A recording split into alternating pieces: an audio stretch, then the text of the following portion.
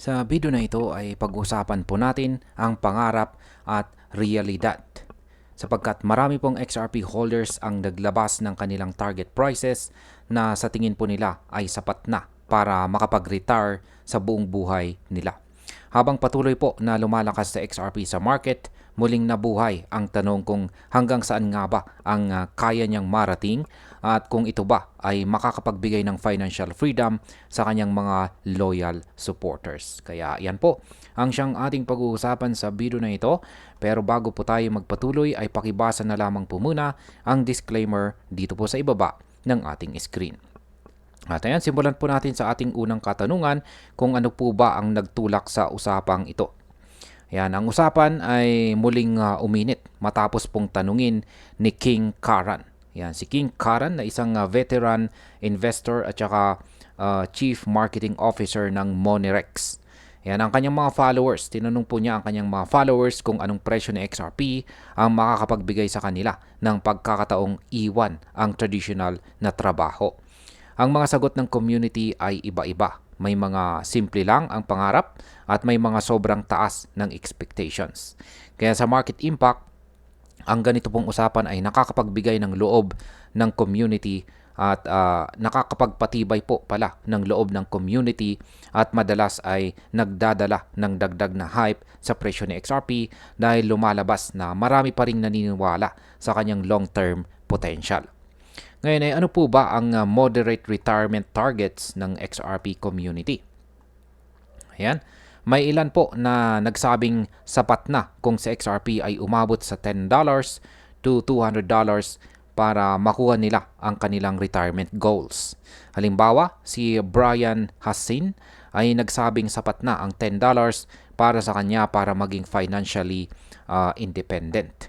Sa kasalukuyang presyo na nasa $2.86, kailangan lang tumaas ng higit 3 beses si XRP para matupad ang kanyang target. Ayan. Sa market impact, kung makarating nga si XRP sa presyong $10, siguradong dadagsa ang mga investors dahil magiging malinaw na kaya po nitong magbigay ng malaking return sa mga may hawak ng malaking supply. Ngayon ay paano naman ang mas mataas na target ng iba? May community member na si Molen Station na nagsabi ng $100 ang target price na magbibigay sa kanya ng sapat na resources para makapag-retire pero may option pa rin siyang magtrabaho kung gugustuhin. Isa pa ay si XR Prizot na nagsabi na ang 200 pound ay sapat para sa kanyang future. Sinabi rin niya na kahit 50 pound ay makakapagbigay na ng mahabang pahinga at flexibility. Sa market impact, ang ganitong pananaw ay nagpapakita na kung sa XRP ay umakyat ng $50 or higit pa, siguradong magiging headline ito sa buong crypto dito sa buong mundo ng crypto. Ang ganitong presyo ay magbibigay po ng napakalaking yaman sa mga matagal ng holders at pwedeng mag-udyok ng bagong wave ng demand. Ano naman ang ibig sabihin ng mga targets na $100 at saka $200? Ayan. Kung susumahin, maraming investors ang nagsasabi na kung may hawak kang 10,000 XRP at umabot po siya sa $100, madali kang makakabuo ng $1 million na portfolio.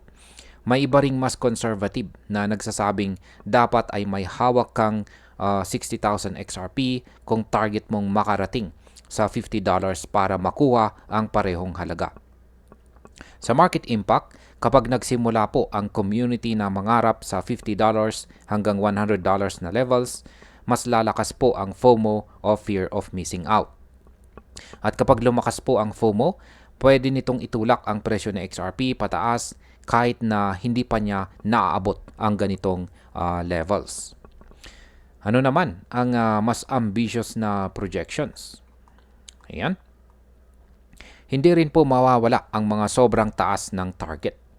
Sobrang napakataas ng mga target prices. May ilan po na nagsabing kaya na XRP ang presyong $500, $589 at maging $1,000. Ang mga presyo na ito ay matagal nang tinatawag ng community bilang moonshot levels. May ilan pang nagsasabing possible pa itong umabot ng $2,400 pagsapit po ng taong 2040 ayon sa Changely. May mga analyst din tulad ni Ginoong Jake Clover na nagbigay po ng prediction na baka umabot ng $10,000 ang halaga ni XRP.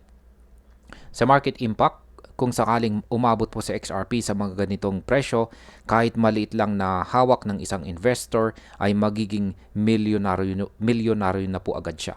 Ngunit mahalagang tandaan po natin na habang posible ito sa malayong future, mataas po ang risk at hindi po ito realistic sa short term. Ngayon ay ano naman po ang sinasabi ng iba na hindi nakatutok sa retirement? Ayan.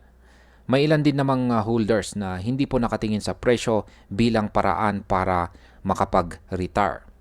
Halimbawa ay si Amelia Rosie. Yan, si Amelia Rosie ay nagsabing mas gusto niyang mag-accumulate pa ng mas maraming XRP kaysa isipin ang retirement. Si Gaius naman ay nagsabi na tinitignan niya si XRP bilang paraan para makagawa ng makabuluhang trabaho. At kahit tumaas po ang presyo, ay wala po siyang balak na mag-retire. Kaya sa market impact, ang ganitong pananaw ay nakakatulong sa stability ng market. Hindi po lahat ay nakatuon lamang sa presyo, kaya mas nagiging diversified ang motivations ng community na nakakatulong para hindi po maging sobrang volatile sa XRP. Ngayon ay may iba bang nagsasabing huli na ang lahat? Ayan, oo. May ilan ding nagsabi na tapos na raw ang pagkakataon para yumaman kay XRP. Para po kay Dicaspa Maxi, ang chance na mag-retire dahil kay XRP ay nakuha na ng mga early investors. Para sa kanya, ang mga bagong pumasok ay baka hindi na makaranas ng parehong level ng gains. Kaya sa market impact, ang ganito pong pananaw ay nakakapigil sa sobrang hype. Ito rin ay paalala na hindi lahat ng mga investors ay makakakuha ng parehong resulta depende sa entry price at laki ng hawak nilang tokens. Yan, bilang panghuli para po sa akin, ang usapang ito ay nagpapakita lang na si XRP ay hindi po ordinaryong crypto. Sa kanyang community, makikita po natin ang kombinasyon ng hope, practicality at minsan ay sobra-sobrang ambisyon. Totoo na kung umabot po siya sa $10 hanggang $50 ay pwedeng magbigay ito ng financial freedom sa maraming tao. Pero ang mga moonshot predictions tulad po ng $500 hanggang $10,000 ay masyadong malayo sa short term at dapat po nating tingnan bilang aspirational lamang. Kaya sa aking opinyon, ang pinakamahalaga po ngayon ay kung paano po makakakuha si XRP ng mas malaking adoption sa global financial system. Dahil kung mangyari po ito, natural na susunod ang presyo at mas magiging realistic ang mga retirement dreams ng kanyang mga supporters. At hanggang dito na lamang po tayo sa video na ito mga ka-crypto. Marami pong salamat sa panonood. Ingat po tayo lagi at God bless po sa ating lahat.